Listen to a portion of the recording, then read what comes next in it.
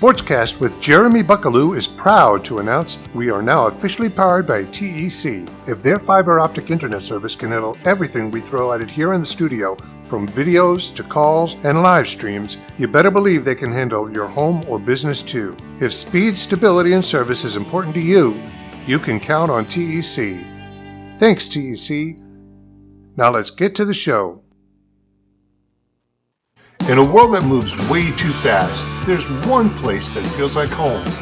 Tater's Place in Paris, Tennessee, where the sizzle of a smash burger meets the sound of laughter and every plate tells a story. Bring the family, make memories, and taste the love in every bite. Live music, real people, and unforgettable food.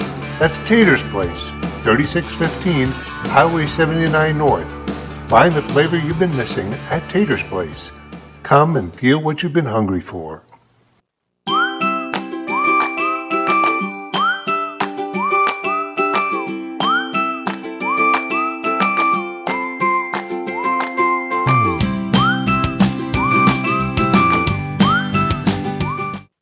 Are you looking for a fence that gives you peace of mind? At All Star Fence Company, we don't just build fences, we build confidence. Whether it's keeping your family safe, protecting your property, or simply adding curb appeal, All Star delivers unmatched quality, dependable service, and lasting results. Locally owned and trusted across West Tennessee, Kentucky, and beyond, we're the name homeowners count on for reliability and strength since 1971. All Star Fence Company, your first line of defense and your best choice for peace of mind. Visit allstarfenceandsupply.com today.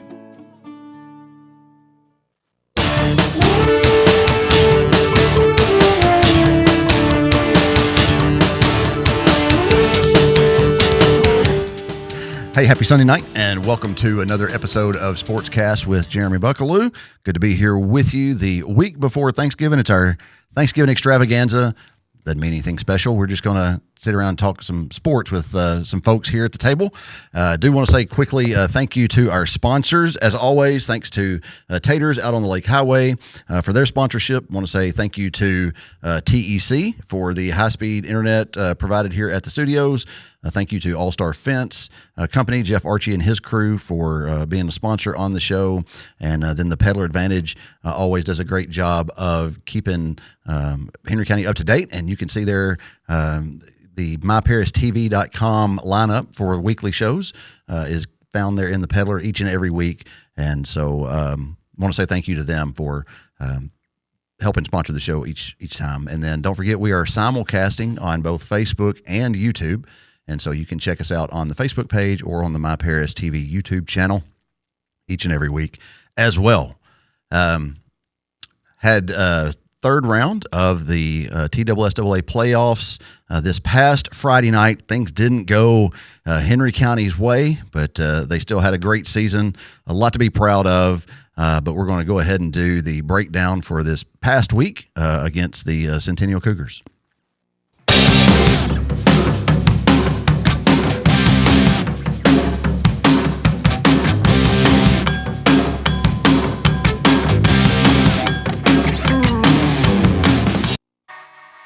This is another big week of football at Patriot Stadium.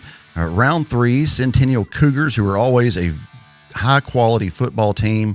We said all week long or all night long that you don't get to the third round of the playoffs if you're not a good football team. Here you see some good defense by the guys as Ja'Kai Beard. That number 3 is one of the fastest kids we've seen all year. Did a good job there stretching him out, not letting him cut up the field. Then Aiden Spelling's doing what he has done all season long on the read option. Just calls his own number, gets down the field. That would set up a touchdown for Henry County. Here we see Emmett Jones. I'm sorry, that's Diesel Ward with a run.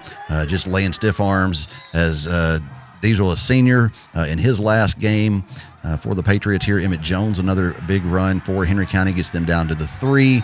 And then coming up next, you'll see Aiden Spellings is able to punch it in. It was one of those games where Centennial started off the scoring, Henry County came back. Then Centennial scored, then Henry County scored. Then Centennial would score, and Henry County would score. And it looked like it was going to go a lot like Nolensville last week, but just didn't happen, unfortunately. Another good run here by Aiden as did the, again, read option.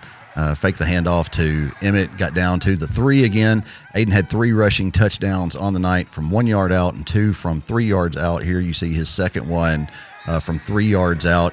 Jake Hatcher would go on to add a field goal, but unfortunately that would be all the scoring for Henry County. Good defensive stand here is a gain of 2, but running into that big Henry County defensive line. See Jathan Harper and the guys throwing him to the ground. Then Emmett Jones here with another big run. Emmett just a junior, and so glad to say that we've got him for another year, have Spellings for another year. Here, little screen pass to Ja'Kai Beard.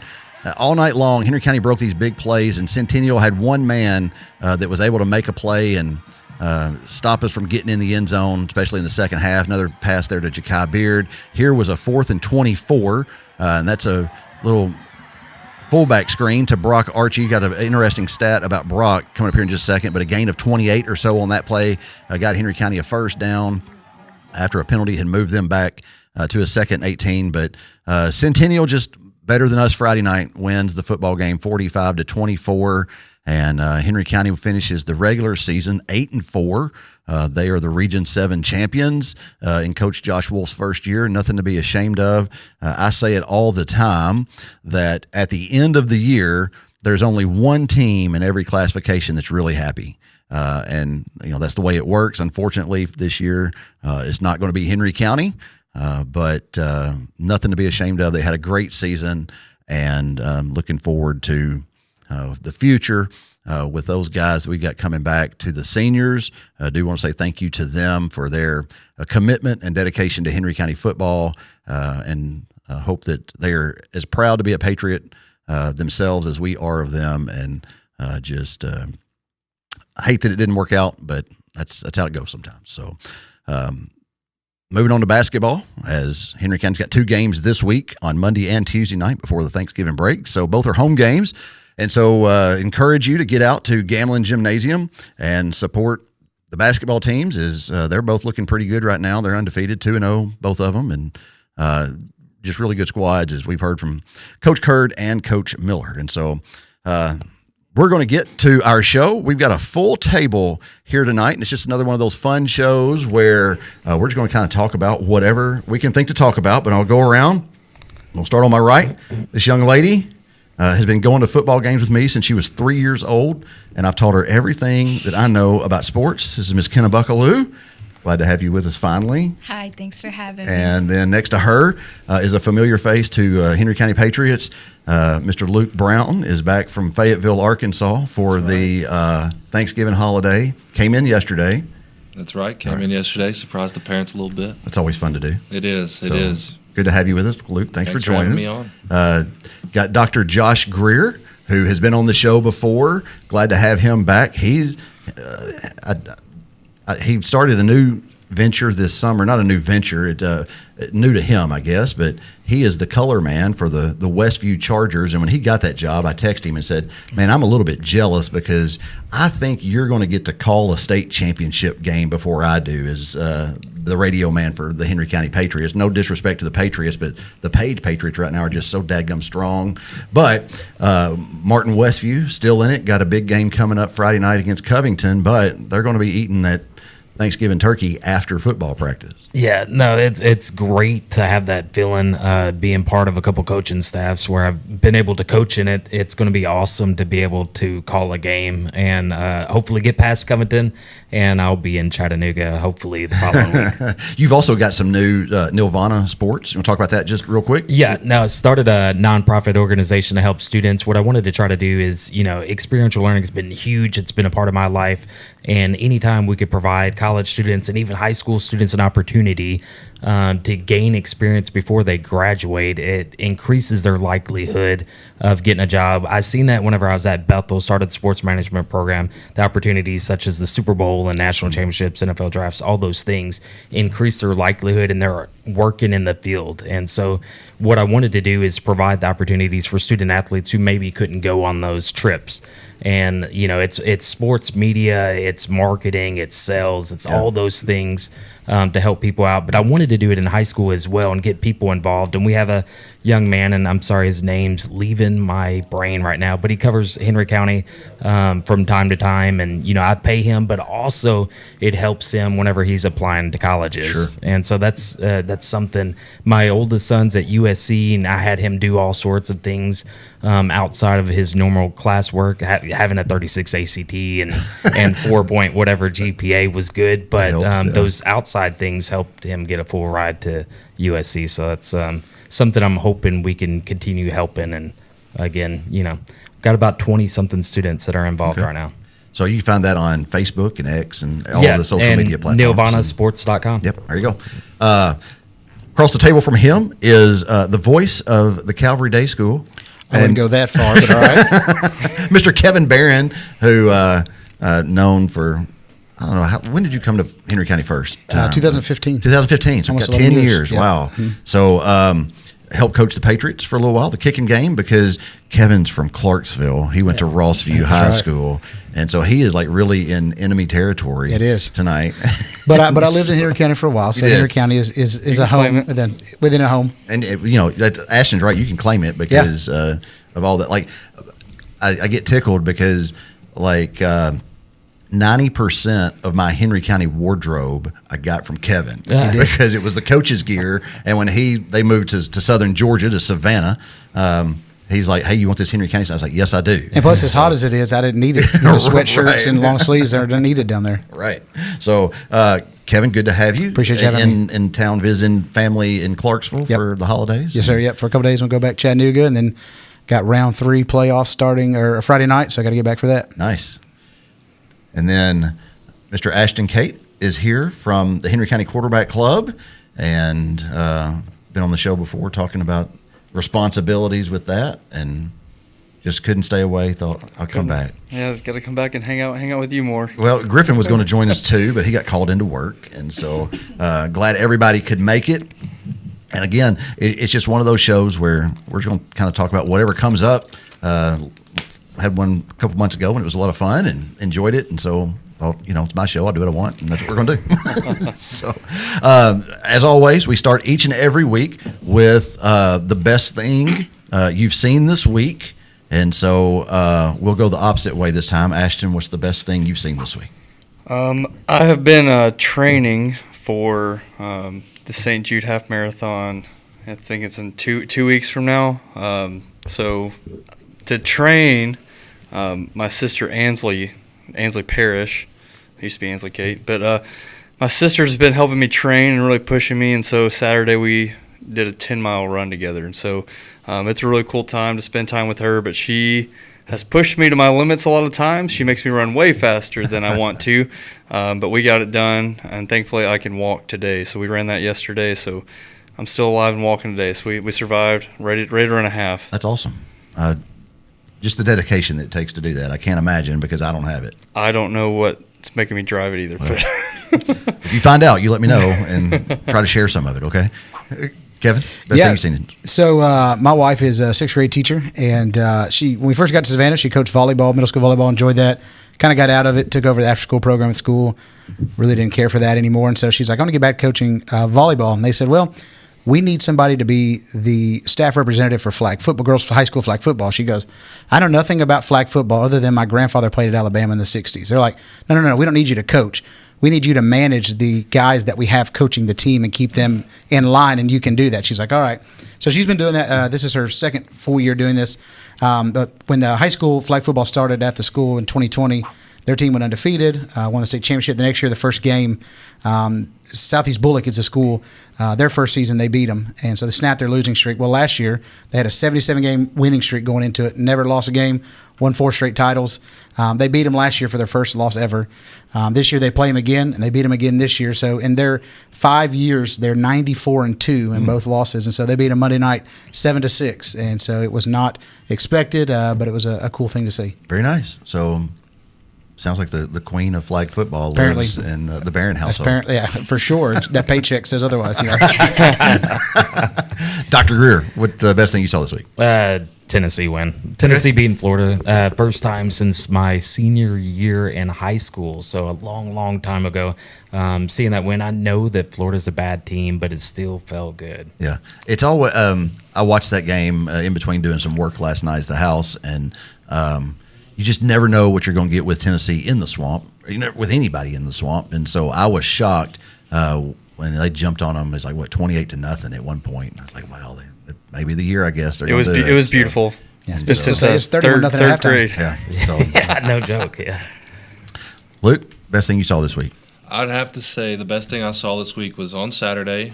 The Hogs played the Longhorns. Didn't go our way, unfortunately. But in the third quarter, our quarterback, Taylor Green, went down, and our backup came in, and he's looked impressive. He came and stayed his time. He had the opportunity to leave last transfer portal and didn't. Wanted to stay and learn from Petrino and Talon, and he played well in his opportunity. He did. KJ Jackson, which I told Ken, I was like, I don't know how many times he's been called KJ Jefferson, being the quarterback at Arkansas, but KJ Jackson is the backup for Talon Green, and he did do a really good job. You're right. I didn't know if Petrino was.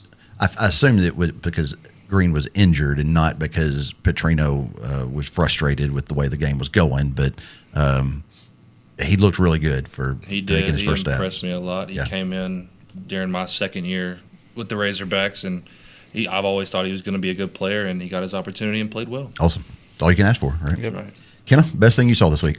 So I'm not a very good baker at all, but I've been off work for the last couple of weeks, and I tried a cinnamon star bread, and I didn't put enough cinnamon and sugar in it, but it tasted like bread, and that was a win for me because the dough didn't rise very well, and it was looking a little scary at times, and so, but it tasted like bread, and it was really good. I was going to ask why you didn't bring any here.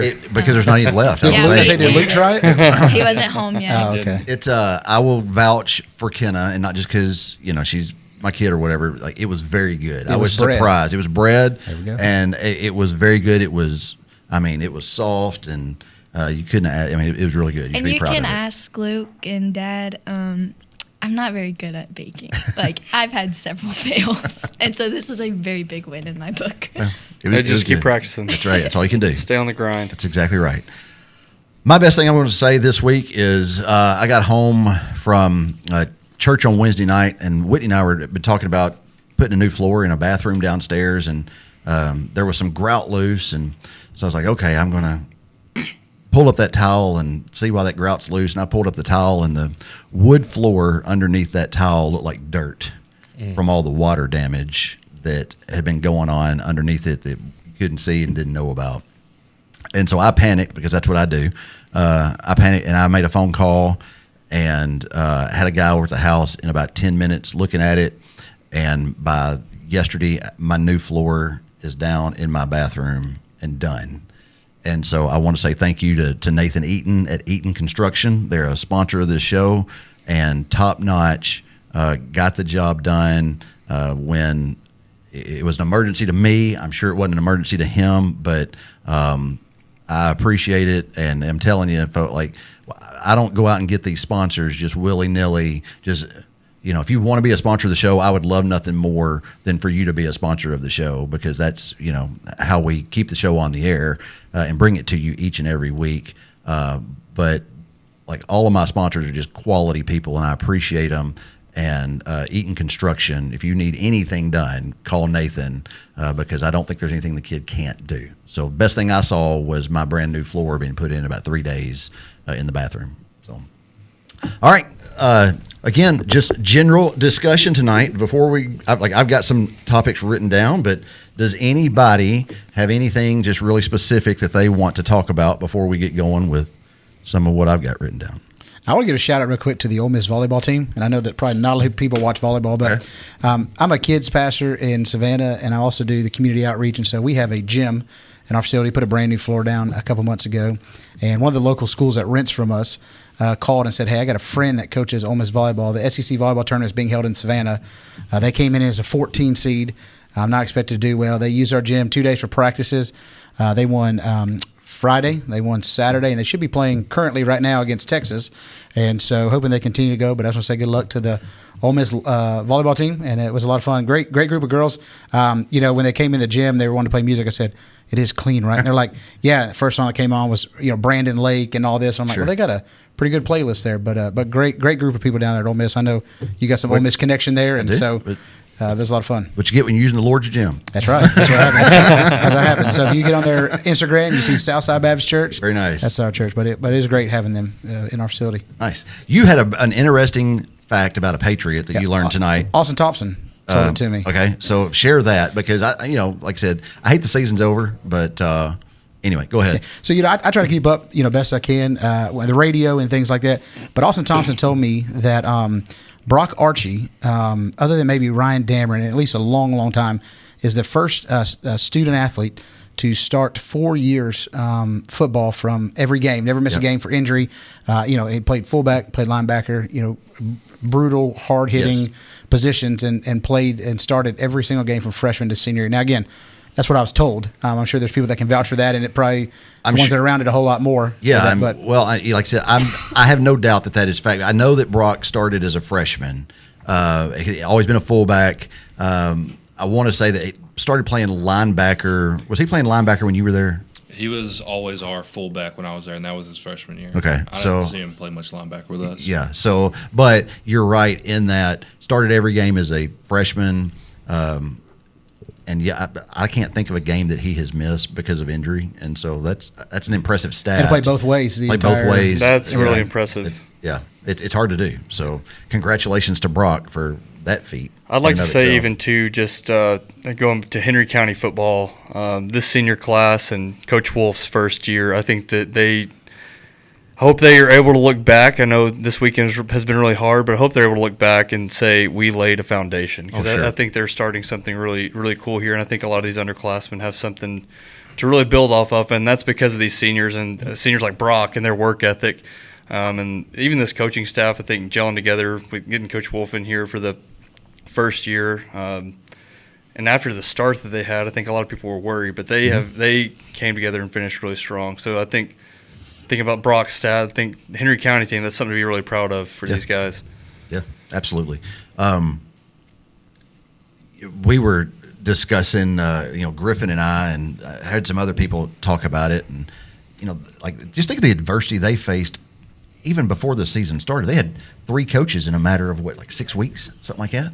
And so, Coach Wolf steps up and does an outstanding job in his first year. And you're right, there was all the murmuring of, oh, Henry County's down this year, and we started 1-3 and whatever. And folks, I'm telling you that Henry County's fine. We play some quality opponents, but we're going to be fine. And sure enough, we were, and that's why we play those quality opponents, because at the end of the year, when it matters, we can hold our own against anybody. So, speaking of coaching, so one of the topics that I had written down here was. Of course, a coaching carousel is going on right now in the SEC, especially. You got a bunch of vacant positions. And the hottest commodity is our guy at Ole Miss. Yours truly. Right? Coach Griffin is apparently going to coach at Florida next year. I heard LSU. And he's going to coach at LSU. Okay. He's going to coach the Tennessee Titans. Yep. He's going to coach the New York Giants. Yeah, I heard that too. He's going to coach the Oklahoma State Cowboys. Somebody sent me that one today. He's going to coach some high school in Mississippi that their coach just quit. And he's going to coach the Ole Miss Rebels. And so he's a very talented man. My question is, I watched Nick Saban yesterday on College Game Day discussing the fact that the NCAA has to do something about set a rule in place that says you can't contact a coach until after their season is over. This mid-season tampering with coaches has got to come to an end. You can if you want to fire your coach in the middle of the season, that's fine. But you got to have somebody there at your facility already that's going to step up and finish that season before you start reaching out to other coaches. Now, it's easy. You're like, well, you're only saying that because it's Lane Kiffin. I don't want Coach Kiffin to leave Ole Miss, certainly. I like Kiffin wherever he goes, and I think he's gone. Wherever he goes, probably I think LSU. I hope I like Kiffin. I want him to do well there. But what's y'all's take on like what's going on right now in college football with coaching and the way that it all goes down and comes about? Anybody just jump in? The NCAA is a mess. I think we can probably all maybe agree with that. I was thinking when you were talking about that, I feel like the timing, and Luke, I would love to really hear your thoughts on this because I think it feels like the timing of things is just not right. Like the transfer portal opening up, I think now for the only time in the winter time, but you still have playoff teams going at the same time. Like so there's still playoffs going. It feels like nothing lines up correctly because I know they want to get these coaches in before the recruiting cycle ends and things like that, and also has to line up with the academic calendar. And so I feel like some timing or something is off, and that's what's like. I'd like to hear your perspective on that. I feel like there's a big disconnect between the NCAA and what's actually going on in college sports. I mean, I'm glad they're switching to one transfer portal personally because that stops people from transferring somewhere for a spring to get paid or whatever and then deciding they just don't like it there anymore and leaving up trying to get more money. I think it's unfair to the programs when that happens. When the NCAA allows that to happen, it's a problem. And then with the coaching cycle of things, I agree with what Jeremy said about how there is an issue and that the timing of it is weird, but schools have to get their players and get the funding for those players. And if that's how it's going to be, it's how it's going to be. I think money has ruined college football. So that's a bigger discussion. Let me ask that because I don't mean to cut you, but you've been a player, you've been there, right? Of course, you were recruited by Pittman, right, and Cody when you were here and committed to Arkansas, and then you were there for a season. Cody leaves and goes to Mississippi State, like to a kid on the team. Like, what does all of this just constant come and go do, even with the head coach? Now, Pittman left this year, got let go early in the season. Petrino named the interim. They're currently in the middle of a search, and I've seen the list is narrowed down to 4 names that they're considering. But as a player, what does that do to a team because that's what Saban's thing was, is, when you're messing with kids when you start doing all of this stuff and, start trying to poach coaches in the middle of a season, that affects the kids that are there to play football who have chosen that school or that coach, however, like what does it do to the locker room, to the team? A coaching change is tough. My O-line coach that recruited me out of high school, one of the biggest reasons I went to Arkansas was Coach Kennedy, and he got let go after my freshman year, and a lot of us were kind of we felt lost in a sense. Like, do we transfer? Do we follow? Do we go try to play somewhere else, go to other coaches who recruited us in the past, or do we stay true to the head coach and the program that we committed to as well? It can cause a lot of division, like in the room. I feel like we had, I think, 6 or 7 guys leave when Coach Kennedy left, just from the O-line. Right. And there's no telling how many kids are going to leave Arkansas after this year with Pittman being gone. Right. Pittman was the reason I stayed. I love Coach Pittman. He gave me an opportunity and was always helpful to me whenever I needed it. He's one of the smartest O-line guys, and he was one of the biggest reasons I went to Arkansas. So a lot of people on the team, I feel like, also had the same reasons I did to come play at Arkansas and be at the program. And now with someone new coming in, they're going to try to pour a bunch of money in and buy a whole new roster, right, which is going to mess up a lot of kids. And even possibly my roommate, Brooks Edmondson, former walk-on turned scholarship guy this past season, he doesn't know if he's going to have a spot just because of the way they're buying new rosters. And it's really troubling for the people who buy in and commit to a program. We always, side note, we always root for Brooks. Like, anytime there's a field goal point after or like as soon as the team are like, let's go Brooks, and then when Not just say it. He yells it throughout the house. It's not. I've never just met Brooks, I don't think, but with him being your roommate, I want him to do well, and so I'm like, let's go Brooks every time. And so, but anyway, but I mean, Dr. Greer, do you have something you were going to say about that, or did you just? I don't want to interrupt, but you're exactly right. It is very difficult for players whenever it's a carousel, and it is every single year. And then you have the dilemma: do I stay or do I go? And that's something that it's hard for an 18 to whatever, 25 now, I guess, Sure. For a college athlete. But there's no collective bargaining agreement, so therefore it is a business at the end of the day. They sell family, they sell love, but if you don't win, then what happens? Sure. So therefore you are going to buy players if you get the 25 million, 30 million that we're hearing floating around LSU. Obviously, you're going to try to make the best roster possible to be competitive. So it is a unique thing because it's no longer amateur sports. Yeah, and like on that topic, you think about it, and it affects, like him leaving not only affects Ole Miss, it affects LSU because you said they've promised him pretty much a $25 million NIL roster, and so the kids he wants from Ole Miss are going to go to LSU and play with him next year, is my guess. And so then you got these kids who were committed to LSU, who now all these kids are transferring in. They lose their spots, whatever. And so now they're trying to make those same decisions. Do I stay and play for this guy who brought in this talent to play ahead of me? Or, I love LSU, and so I'm going to stay here. And I mean, I can't imagine being in that situation. Yeah, very difficult. And you see a potential Heisman Trophy winner from last year. He was at Cal. Now he's at Indiana. Sorry, I can't speak today. But either way, he's at Indiana now. So everyone's wanting to transfer to try to better themselves, increase their draft stock, and all those things. So it is a weird, unique time in college football. And, it's going to keep going down this path if we don't have rules and regulations. Yeah.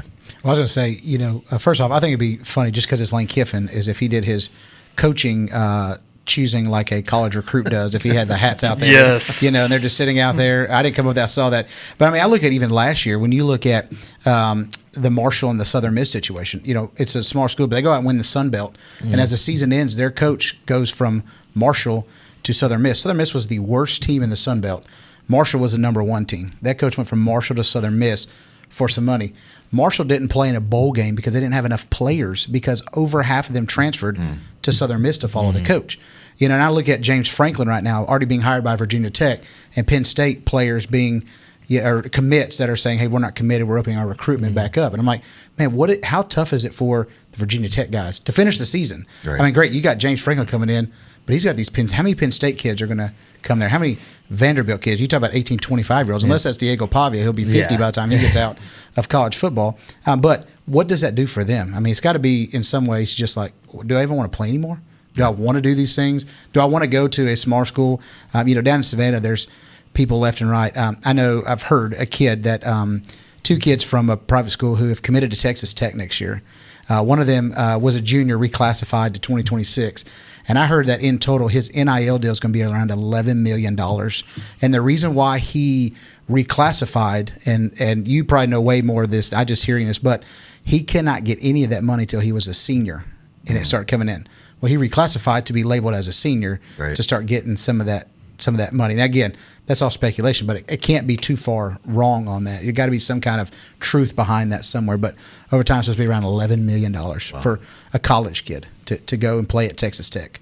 And I'm like, man, there's something wrong here somewhere. It I don't even know, but how you fix it? I think it's too far gone to fix it. I don't know if you can fix it.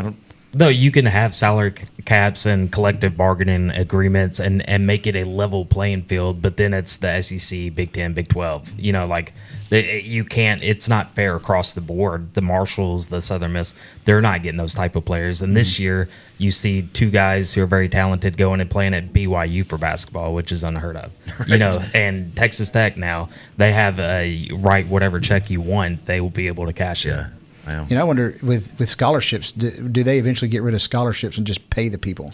that how does that work out? What does that look like? And is obviously the money for a kicker is not going to be the same money for a quarterback. So how do you balance all those things? And I kind of heard some rumblings that scholarships would go away essentially, and that it would be if you're coming here, you're going to sign a 4-year contract with the university. Now I think there's some legal challenges to that, and how with it being a public school or whatever. I haven't read the case law on it or whatever, but that there's some challenges as far as can you legally do that and make an 18-year-old sign a contract that they're going to stay with you for 4 years. And if they break that contract, there's damages in there just the same as there is in any other contract that you would sign. Does that go into buyouts then? Can they buy out players like they buy out coaches? It's a whole deal. You're correct. It's crazy. Yep. It's a mess. I know that. I feel like even going back to Kiffin, though, I feel like he's played just as big. I know Saban blames college athletics. I feel like he's played just as big of a role, because he could have said,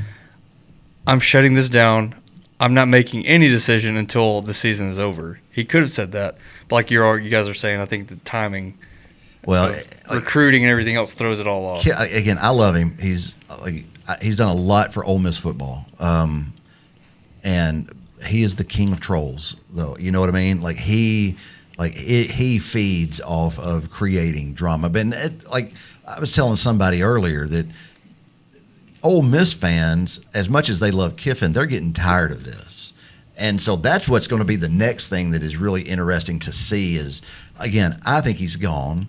But if he were to come back and say, I'm staying, how much support is he going to have? Because a couple years ago, it was the Auburn job. He was going to leave for the Auburn job, and he would never come out really and say, I'm not going anywhere, I'm staying. It was all of this back and forth, a meeting with Auburn.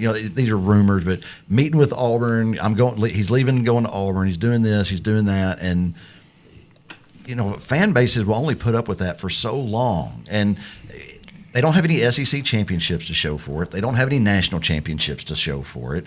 They're probably going to make the playoffs this year.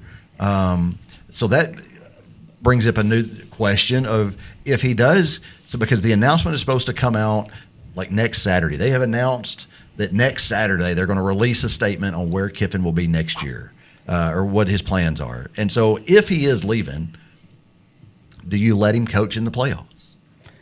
In my opinion, you got to do what's best for your program. If you think that it's going to help you with recruits and sales and all those things, you allow him to continue coaching. But at the end of the day, he's probably not going to win it anyways. He's 500 in the bowl games. He's 67% winning overall. I looked it up before we started talking about it because I was like, I hate to say this, he's probably a great guy. It may be some of the Tennessee hate running through me, but I try to have an open mind. He's not a true winner. He's not won anything. And, you can go back to the days at FAU or when it was the Oakland Raiders or whenever, he won as a coordinator, as a great coordinator for Nick Saban. But guess what? Nick Saban also told the Miami Dolphins week 11 or week 12 that he was staying there and he's a Miami Dolphin. And then the very next week, he's a Alabama head coach. So it's easy to talk from a mountain whenever you're not in it. But if you're trying to recruit $90 million, I'm sorry, someone offers me $90 million. I don't want to leave Henry County. I love my family, but I'm like, hey, we're going. We're moving somewhere. So if it's about for you $90 million, we're with you. Yeah, for sure. But, at the end of the day, it's hard to tell someone they can't do these things. And, maybe he's trying to be as fair as he can in the situation like, hey, let's get through this game. Mississippi State's played good ball this year, That game scares me to death every year anyways. Yeah. Let's set aside now the distraction that the last week and a half, 2 weeks has been. I don't expect Ole Miss to win on Saturday. Can they? Absolutely.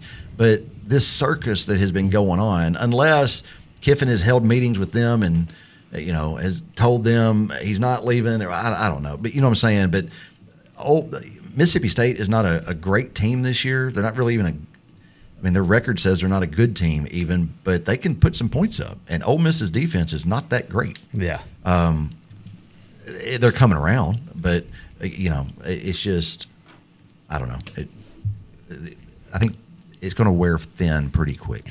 And I think about the conversation we had the other night of just he likes his name in the headlines and he likes to be a troll. And so I don't think he'll ever be a winner because he cares more about getting the attention from joking around and playing into everybody. And so I just don't see how he's ever going to become that winning game. Sounds like you Ole Miss fans want him out. Listen, I told you, he's a great seller, but as far as you're buying personality at that point. You're not buying exactly winning. You're buying a personality, and that's what he is. But it goes back to this too, and we got to take a break here in just a second. We talked about this for a long time, but you've seen people say that, like, if he stays at Ole Miss, he's got it pretty good. I love Ole Miss football. I'm not a lifelong Ole Miss fan. We started rooting for Ole Miss when Cade went to school there. Just the same as I started rooting for Arkansas when Luke and Kenna were, when Luke picked Arkansas, we started rooting for Arkansas, then Kenna went there, and so I want them to do well.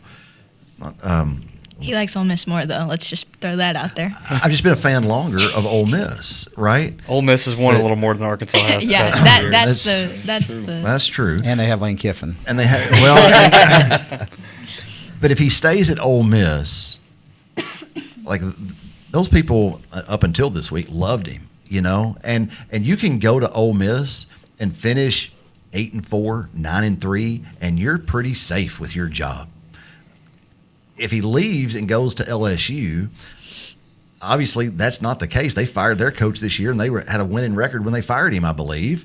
But if you stay at Ole Miss, they're probably going to put a statue out front of you. They may, in 20 years, they'll be playing on the Lane Kiffin Field at Vaught Hemingway Stadium. I don't understand why you would leave that because, and maybe I'm just dumb, I've never claimed to be the smartest man in the world, but it seems to me that the difference in $9 million a year and $12 million a year probably isn't that significant. Now, maybe it is. It's $3 million. I get that. I can do math. Okay. But what I'm saying is, if I'm making $9 million a year, do I need $12 million really? Yes. But it depends on who it is, right? If Lane Kiffin, his personality and all that, maybe it does mean that to him. But, to some of these other coaches, it's not that. It's about they're driven by that brand and the LSU logo and that Florida logo. And we know as an Ole Miss fan, and people are like, I didn't tune into what does an Ole Miss football. I'm sorry, it's my show. I get to talk what I want to. But Vaught Hemingway seats 66,000 people, and Baton Rouge, you get 105 in that place. And that's important to Kiffin because he has commented time and time again about crowd size and how the students don't show up and stay for football games at Ole Miss and how, that's a half-empty stadium by the end of the third quarter. And so I know that stuff is important to him, or at least it sounds like it. And so, maybe that's his driving factor. And maybe he'll come out Saturday and they've signed a 3-year extension at Ole Miss for $10 million a year and forgive and forget. Too many hot toddies, I think. Maybe. Yeah. It very well may be. We got to take a break. Hear from our sponsors. We'll be right back with more of the Thanksgiving Extravaganza right after this.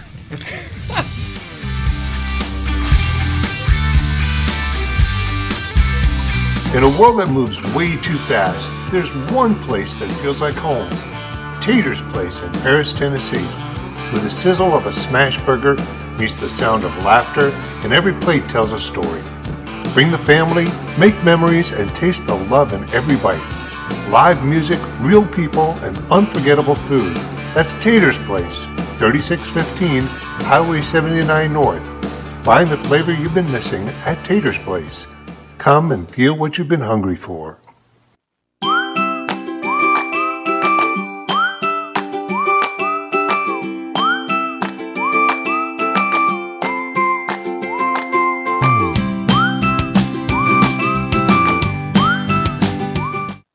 Are you looking for a fence that gives you peace of mind?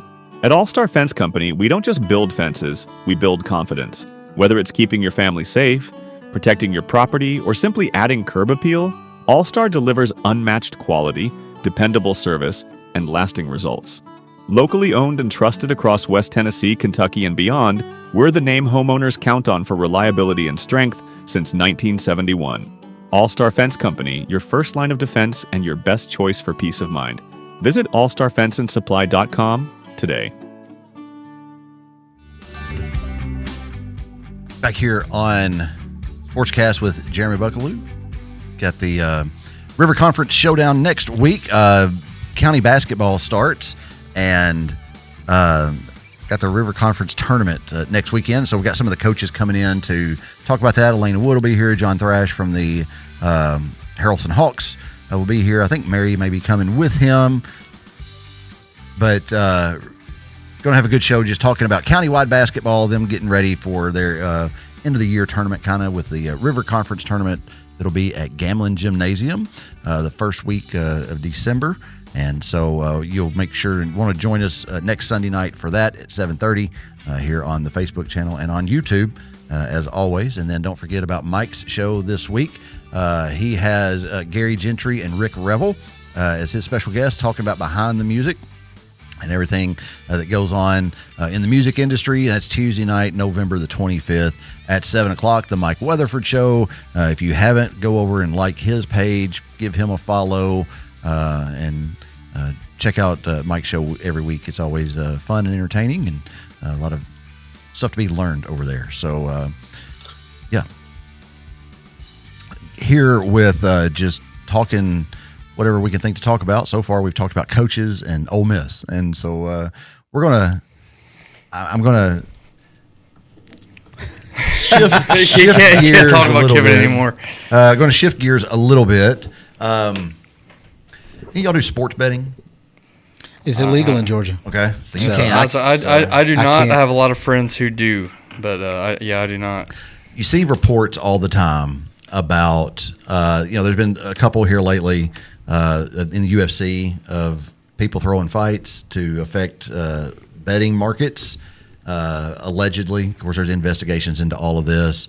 But even announcers will just openly comment and kind of... Oh, people are going to be upset over that one. Yep. Yeah. And so I don't think this is going on, but are players and coaches affecting betting markets on purpose? In short, Go ahead. yes. So, all right. Yeah, the NBA, I mean, they're doing an investigation That's right true. now. That's true. Yeah, it's And so you would have to think that overall, in short, yes, professionally, and it may be indirect. Like I may know that you're hurt and you're not going to play this week, and I tell my friends, well, guess what? He's not playing this week, so XYZ. Yeah. I'm going to place a bet on this. Inside trading, Yeah. I was going to say, so when you texted us this week talking about this, it's funny, the same day, it was a college basketball game, and the over was 152.5. And it's not something I track because, again, it's illegal. Yeah. I don't do any kind of betting. But it was Western Carolina and I believe UNC Asheville. And it was 73-73. Western Carolina hits a three-pointer. And you're thinking, man, there's 0.9 seconds left. There's no way. Well, the coach called a timeout, told him to review it because they thought more time would be on the clock. They reviewed it. They said no. The coach gets livid. Gave him a double technical. Western Carolina's up 3. They go to the other end of the court, make all 4 free throws. Wow. It made it 80-73, which is 153, and it it hit the over. And it all happened with 0.9 seconds on the clock. And you're like, all right, something's like for me, you're still in the game at this point. Forget the time. You got 0.9 seconds, drop a play, hit a 3, hopefully to tie it. Because you got time to do that. with 0.9 seconds to do that. You can get a shot up. You can get a 3-point shot and he loses up. it and gets a double check. They hit all 4 free throws and they hit the over at 153. And so when you said that, I was like, that's interesting. Now, I'm not saying it was intentional or not, but it makes you think at least. Like, what's going Everyone's on? investigating that game now. That's right. Yeah. So. But I mean, you see so much of it, and again, it's kind of like an open joke at this point of whether or not. And like I said, the NBA for sure. There's and this is not the first time, right? Right. The official that's in prison right now, Right. But I'm meaning more like player props, not the overall game. Like not the wins and losses. Player props is what's going on right now. What about the referees? Because I mean, we can agree that human error is, acceptable to some degree, but there have been some pretty atrocious games this year officiated. I'm thinking specifically of the SEC. I'm thinking of the Arkansas.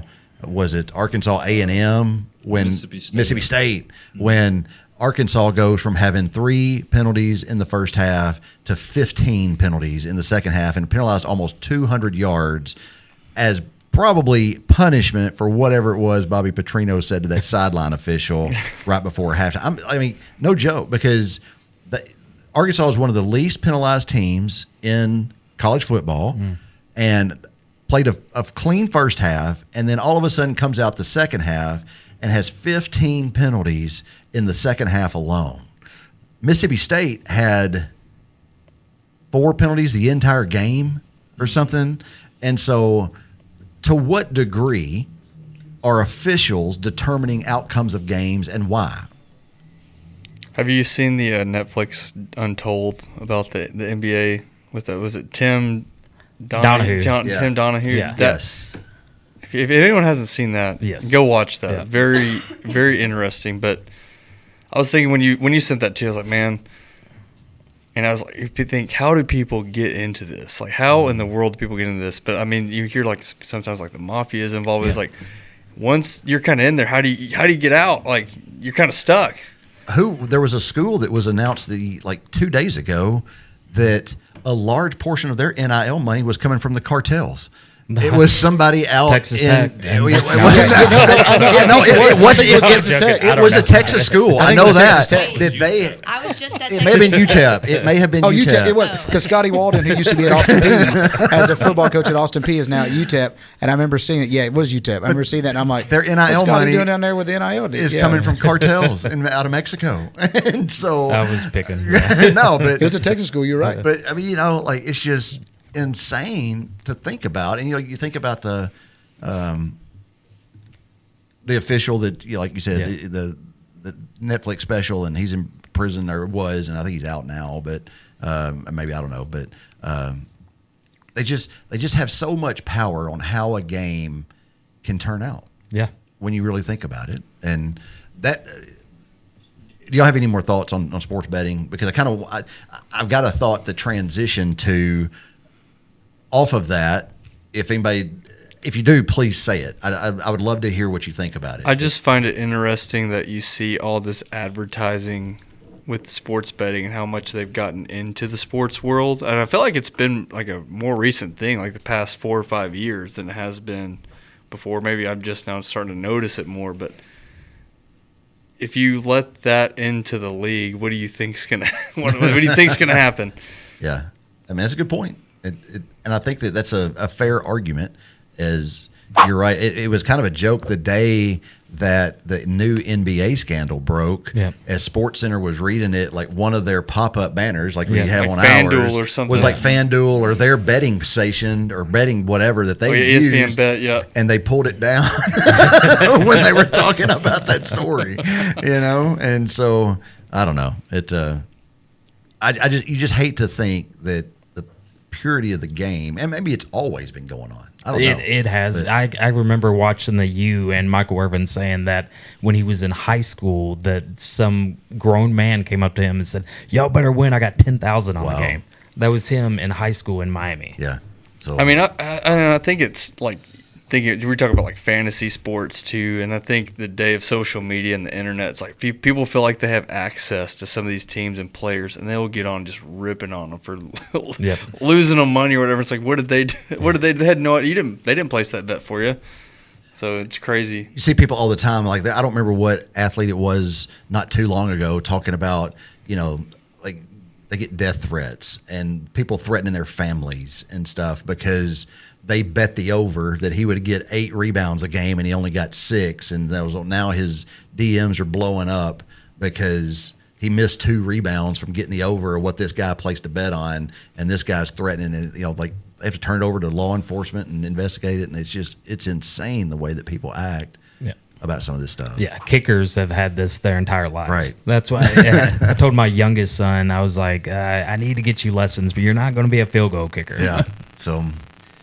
Well, like transitioning off of that, is there a rule that in college sports? I mean, I think most about football, but that y'all want to see changed that you think would better the game. And here's my example. Again, I understand that human error is a part of it. And again, going back to Ole Miss, sorry, but there was a play at the Ole Miss Florida game last week where a penalty was called, and it was a hands to the face on a field goal attempt. And if it had been called correctly, it would have given Ole Miss a first down and could have potentially changed the outcome of the game. I mean, they still won, but would have gone into halftime with probably hopefully a different lead, whatever. But my point being, the penalty was called, but it was called incorrectly. It was a hands to the face, but they said it was after the play. On a field goal, after the play means after the ball has touched the net. Okay? That's when the play is over. Anything before that is a during the play penalty. They called penalty hands to the face, 15 yards, but it's after the play. We're going to force it on the kickoff. Then after that, before they're going to the locker room, they come up to Lane Kiffin and they say, "Oh, we got that wrong." Well, okay, what good does that do now? I want to see a rule change that if it's an obvious miss, take the human error out. We review everything else. Why can they not buzz down and say, "Hey, y'all are wrong on this. You need to fix it"? I think having an official like in the sky, so to speak, who's basically watching the game and watching the call. I even think this with replay too.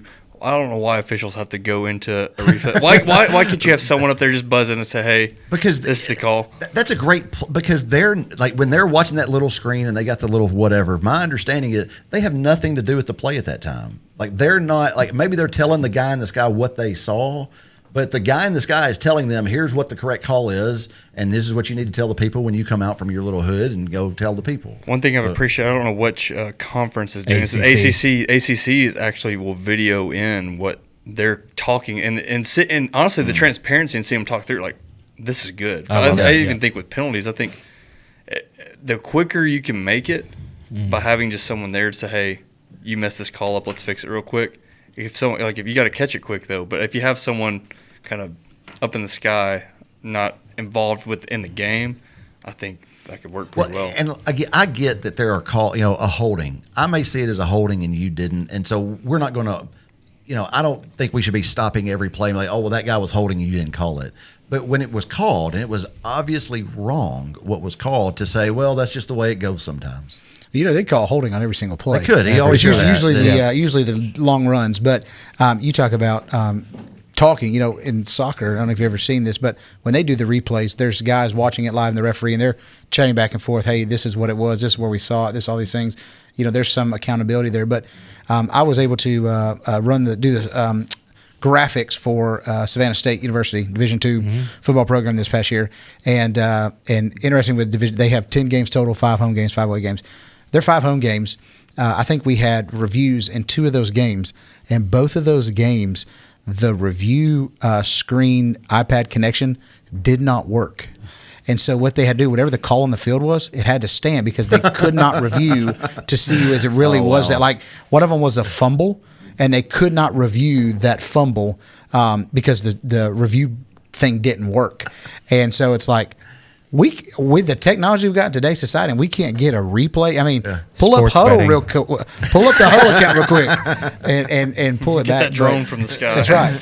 And but yeah, I mean, it is one of the things of human error is part of the game. But I mean, there are some obviously, and again, I think referees got to be more held accountable more to their calls, and I'd love to have a referee press conference after the game and let the reporter say, "Hey, in the third quarter you called this a hold, but after we reviewed it, actually wasn't a hold. What do you guys say about that?" Or even if they just said, "Hey, we did mess that up," I'd be okay with that. But then at what point does it become redundant and it's like, "Hey, sorry, hey, sorry, hey, sorry, hey, sorry," Well, and like I said, it's like the whole telling Kiffin on the way to the locker room, "Hey, we missed that call," because he mentioned on the halftime interview, I'm like, what good does it do? It does no good for him to be told, "Yeah, well, that was wrong. We messed it up." But even the letters the next day, like there was the SEC crew that got suspended because they missed so many calls.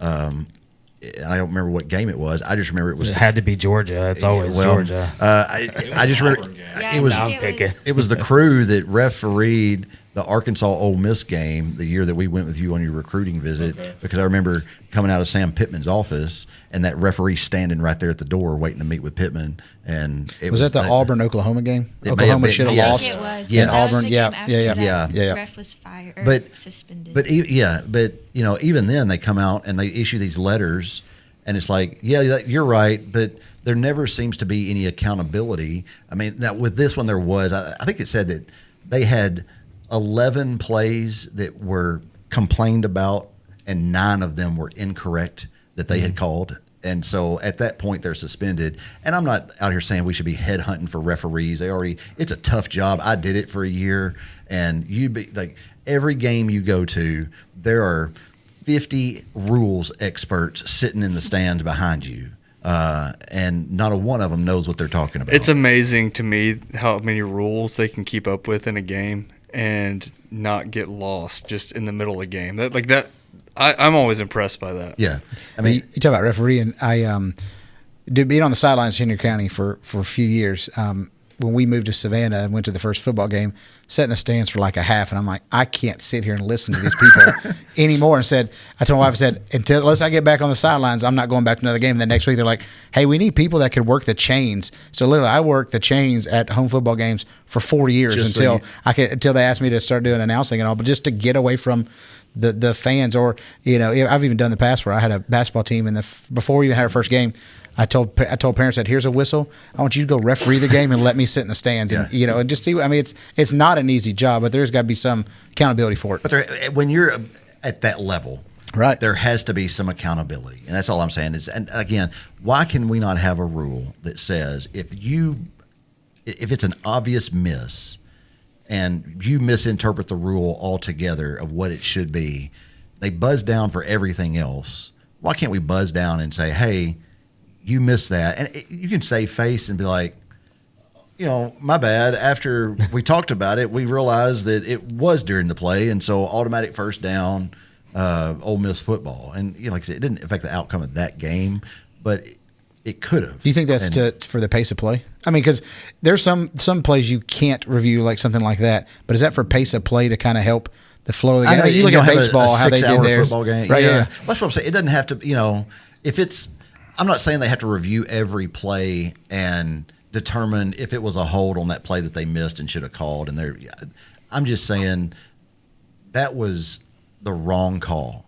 And the people in the know knew it was a wrong call. And what I mean by that, like the guy, they have the rules expert sitting up there with the broadcasters, and they asked him about it. And he's like, yeah, the play's not over until the ball hits the back of the net. And so that's an incorrect call by that officiating crew. And Florida hadn't gone out to receive the kickoff yet. Like they were still over on the sideline because they take 3.5-minute timeout for TV commercials. And, and so like, why can't they just say, oh, hey, bzzz, that was the wrong call. That should still be during the play. It's Ole Miss football. Well, I think one of my favorite things is the rules expert, and they go let's go to Matt Austin, the rules expert, and he's like, yeah, after watching this, it was definitely a fumble, and the referees come back after review of the play, it was incomplete pass, not a fumble, and he goes, well, I got that one wrong, and it's like, okay, what did the referee see that Matt Austin didn't see, or vice versa, Yeah. Well, I don't know. Any other thoughts? No, I definitely agree with what he said, though. It's you want to expedite the game. You don't want it to be like baseball and go so long. But as a fan, we want it called, in our fairness. Sure. Yeah. So like I said, that one didn't affect the outcome, but yeah, if it had of, if Ole Miss loses that game by 2, I mean the field goal was good, but you know what I'm saying, like it could have been a touchdown. I mean, I would be ready for some action to be taken by the SEC to right that wrong, but not that it would. Y'all got anything else you want to talk about? We got any? I mean, I was thinking about Thanksgiving food, but that's maybe sports related. Okay, so it don't have to be sports related. Again, it's my show. We'll talk about what I want. And so the best side at Thanksgiving by far is the deviled eggs. Oh, for sure. Does anybody want to debate that? Dr. Grew's leaving. I'm leaving after that. No, they're good. They're good. But maybe not even in my top 25. Well, time out. How do you have 25 sides at Thanksgiving is what I'm trying to figure out. Yeah, macaroni and cheese is by far number one. My mom's dressing or stuffing, wherever you're from and whatever you call it, it's fantastic as well. Dessert. I mean, dessert. Just give me all the pies, all the cookies, all the cakes. Yeah. My mom makes these green bean bundles. Take green beans, wrap them in the bacon, put them in some kind of sauce of some kind. Probably that Worcestershire stuff. Let it kind of sit for a little while, bake it and all. We have contests in the family to see who can eat the least, but no, I'm just kidding. They eat the most. Yeah. But I mean, it's one of the best ones ever, and so she's the only person I know knows how to make them that well. And so green bean bundles, All right. it's there. We got Ashton. I think I'm going into the more sweet potato casserole. That's good kind stuff. Of phase right there. If it's If it's done right, The right one. Yep. You're right. it's got to be the right one. It's got to be done right. I feel like a nice crust on the top, Little just crunchy pecans. crunchy in there. pecan on the top. Yeah. It's got to be sweet. It's got to taste almost like dessert. It is a dessert, but yeah. It's one a day a dessert year that you can ends do up it. on the side. Yeah, It ends up yeah, on the yeah. main course Yeah. side. I'm gonna go mac and cheese. Yes. I'm not a very big Thanksgiving food lover anyway. I'm excited. Tomorrow night I'll be at our pastor's house and we'll do steaks for Thanksgiving. And hopefully we'll adopt that into my family one day because I'm not a huge Thanksgiving. Yeah. Who cooks the Food. turkey at the Buckaloo house? Cracker Barrel. And every side to go with it. Yeah. And we'll pick up a dessert somewhere along the way. Whitney will make some deviled eggs and maybe some mac and cheese. I think. Did you not buy it? I did not. I think. Okay, so you we asked plan on me to you and buy Mama it. making mac and cheese. She's a baker, so that but should she's work a out baker. real well. She makes a very good homemade Gouda mac and cheese. It's phenomenal. And so, Luke actually sent the I'll say, recipe. Luke, have you had it yet?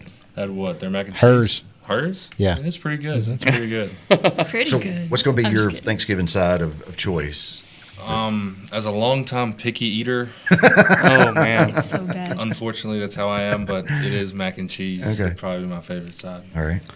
Last year, we had tacos because I'm going to LA to see my oldest son. So we had tacos because nothing was open. I thought, hey, it's LA. Everything should be open. You know, You would it's- think that. We went yeah. to Christmas New York City for Christmas one year, Yeah. and nothing Yes, was open. nothing. Like I think that was more post-COVID here than anything else because I remember a lot of things being open. And all of a sudden, when COVID hit, then all of a sudden Yeah. they shifted their hours and they're not open on holidays anymore, which is kind of interesting. We finally found of course, it was late. It was like midnight, but we found a McDonald's and they locked the door In our and, face. and like literally in our face as we were walking up to grab the handle. They just looked at me and just, and so we ended up finding this little diner down the street and ate dinner that night at like 2 a.m.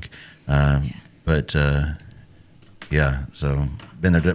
We did steaks for Christmas one year. Yeah. I remember, and so maybe start that. I don't know. There's a turkey at Inman, if you want to hunt it and catch it. Yeah, every single day I see that thing whenever I pick up my youngest son. So Is that going to be the new Inman mascot? it's getting bigger. the Like Inman it turkeys. is. Yeah, it's getting bigger. I think they've named it, and like it's almost an unofficial school mascot because you're right. Yeah. I know I've heard Whitney talk about it that Tom the Turkey or something like that is out there. I'm not going to call the teacher's name out, but I saw one of the teachers chasing it around a car, and I almost recorded it, and I was like, no, because that would have been me trying to help out, and he couldn't quite get to the turkey. So Be hilarious. So, I was going to say, for me, just one of the things, I've been gone from here for almost 7 years, but I think be on the sideline, just this community, man. I just want to say just how cool this community is. Speaking from a Clarksvillian, but just to see the community, come around the athletics from football to basketball, and even other opportunities with band and things like that, just to support that this community gives to the students. It's just not something you see everywhere. Savannah, where we are right now, is a lot like Clarksville. There's a lot of schools. Athletics aren't as great overall. There's not a lot of excitement, but I mean, it seems like every sport Henry County has here is just there's excitement there. And so, I tune in on the radio when I can. I was hoping Griff would be here because I love listening to football games and Griff getting excited, or something bad happened. All of a sudden, it sounds like a table snapped in half, or something like that. Or he drops his headset And in the background through Jeremy's headset, you still hear, catch the ball, something like that. And you're like, Griff, his mic is still on, but I mean, just the excitement that gets from that. And just, again, the community, man, sometimes I think people maybe can be a little take for granted what they have, and things like that. And I just think, man, Henry County is just a cool place to be. And again, that's come from a Clarksville guy who in high school thought Paris, Henry County people were just a bunch of rednecks that threw hay bales for the fun of it, and then you get here and it's, you see the tight-knit community, you see the families who've been here for years, and, Ashton playing growing up, now part of something bigger than that, quarterbacks club and things like that. It's just a really neat place to be. And again, don't get out and see it for yourself. Don't stay at home and listen to the radio unless you can't get out or watch it the next day. Be a part of it. It's a really cool. So you're going to come back? Yeah, I don't know about that yet so far. I've got to pray through that. Lord's got to lead that way, I tell folks all the time that I hope that our kids realize how good they have it here, because, doing radio, we get to go to a lot of different places. We go to Clarksville all the time, but just even the facilities that they have, whether it be football, basketball, baseball, softball, soccer, whatever, the facilities that they get to play on every night, I think a lot of times they take that for granted. Mm-hmm. Just how nice they've got it here. And it helps, you're the only high school in town. Okay, sure, but there's other places that they're the only high school in town and they don't get the kind of support that we do. We're 5A, I get it. We're a big school. But, I hope that our kids, I appreciate you saying that, because I say that all the time, but I don't know that our kids believe it when people from Henry County say it. And so when somebody from outside Henry County talks about Henry County's programs and what they have going on and just how special it really is, I hope they hear that and take that to heart. My wife has said that if we ever move back to Middle Tennessee or even Clarksville in general, she said, I can't root for Clarksville schools because of the 4 years we were here in the community itself. She said, I always root for Henry County. Again, that has something to say about, from the lowest to the highest in as far as support goes. And again, I think my senior year of high school, we went 2-8 on the season. One of the games we won because Montgomery Central had a negative 8-yard punt, set us over the 10-yard line, and won that game 7-6. But I promise you, the 5 home games we had there were less people total at all 5 of the games, and usually there's probably one in Henry County. And again, just, as Luke can probably attest to this, that's what they feed off of a lot of time. The crowd, the intensity, the cheering them on, supporting them is kind of one of the biggest things that they feed off of. I mean, you can see in basketball when teams go on 10-0 runs at home, the fans just get into it. And if they just, if they stayed like that, just for them, I think that's really, again, says a lot about Henry County athletics in general. So. Yeah, no, I will add to that. I was part of the Henry County teams that weren't any good, hence the reason why I actually got to play. And so in the early 2000s for Donnie Webb, who taught me a lot, because I would have been playing nose guard at 167 pounds. But regardless, there were still people in the stands. There were still people supporting. I can remember... obviously Michael Norman's coached here forever, but his brother Andrew Norman was tailgating. And I'm like, who is that crazy person out there tailgating before our game? We're about to get beat unless we play in a Clarksville school, and then it is about to get beat. Yeah, that's right. But in all seriousness, we weren't good, and the community still always supported us. So you are exactly right. I remember when I was here, I could always count about 5:30, I'd see a couple that goes to Maplewood already there in their seats ready to go, and so that support. I think some away schools adopted a rule that our gates don't open till 5, don't show up before then, because of those kind of folks that, just no matter where it is, they make the trip and they're there. And so, like I said, it's a special place. With that said, again, 2 basketball games this week, play Monday and Tuesday night at Gamlin Gymnasium. No live stream, so no reason not to come out to the gym and support the kids. And listen, the girls' game starts at 6 o'clock, and they're just as much fun to watch as the boys. I know that the boys always get the hype because they're the high flyers and this and that. Our girls' team have been playing together a while. They're really good. Their game starts at 6 o'clock. I am going to bust just a little bit. I was a little disappointed that at one point in the girls' game, I looked down and there was absolutely no student section whatsoever. Oh. None. It was our boys' basketball team was sitting over there, and that was it. And so 6 o'clock tomorrow night at Gamblin Gymnasium. The Henry County Lady Patriots will tip off, and you should be there if you're able. And they'll, again, show folks what Henry County is all about. I don't want to spoil anything, but I think Ken is doing the halftime routine of both games. Correct. I don't know if you heard that or not. So if y'all want to be there for that, that'd be interesting to see. It will be. So Yeah, I hope you're ready. False. Maybe Kevin can come back tomorrow night and We'll record it. and do the, guys, it's late. I'm going to let y'all get home. I appreciate you coming by. I hope you had as much fun as I did. Hope y'all enjoyed the show. It was fun to do. Do want to, before we go, again, say thank you to our sponsors. Thanks to Taters, All-Star Fence, The Peddler, TEC, Shelter Insurance, Eaton Construction, Tennessee Real Estate. Thanks to Kevin Keel and Scott Norwood in the back for keeping us on and going all night long. Thank you. Don't forget about next week's show. I'll have Coach Elena Wood and John Thrash, and I think maybe Mary Thrash and some others from the River Conference basketball talking about the River Conference basketball tournament coming up at the end of November and first part of December, just countywide basketball here in Henry County. And so tune in for that. Thank you for joining us. Y'all have a happy Thanksgiving. Eat too much, take you a good nap, watch some football, whatever it is. Root for the Chargers as they'll be taking on Covington. We like it when our West Tennessee teams do well. And so if you can't root for the Patriots, pick one of these other West Tennessee teams to root for them. As always, take care of yourself and each other. We'll see you next week. Thanks, y'all.